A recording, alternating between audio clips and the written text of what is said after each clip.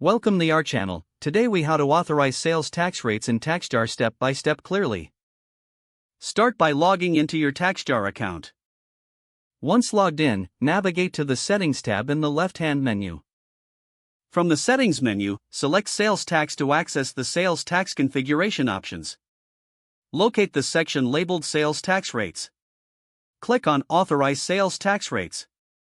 Select the state for which you want to authorize sales tax rates.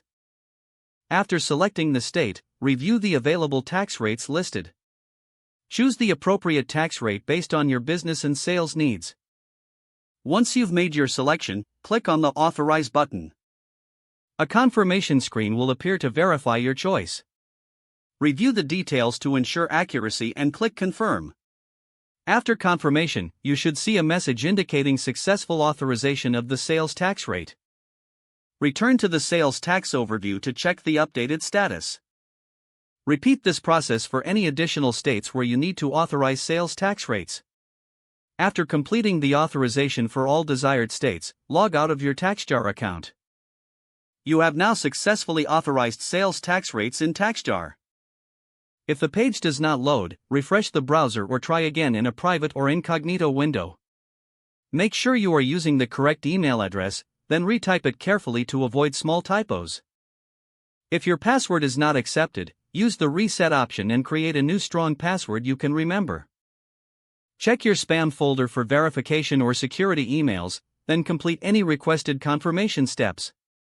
Enable two-factor authentication if available to improve account security and reduce unauthorized access risk. After signing in, review your profile details so your contact information and settings are accurate and current. If you see an error message, note it down and try again after restarting your device and internet connection. Log out when you finish, especially on shared devices, to keep your account and payment information secure. If the page does not load, refresh the browser or try again in a private or incognito window. Make sure you are using the correct email address, then retype it carefully to avoid small typos. If your password is not accepted, use the reset option and create a new strong password you can remember. Check your spam folder for verification or security emails, then complete any requested confirmation steps. Enable two-factor authentication if available to improve account security and reduce unauthorized access risk. After signing in, review your profile details so your contact information and settings are accurate and current. Don't forget to like this video and subscribe to our channel for more step-by-step tech guides.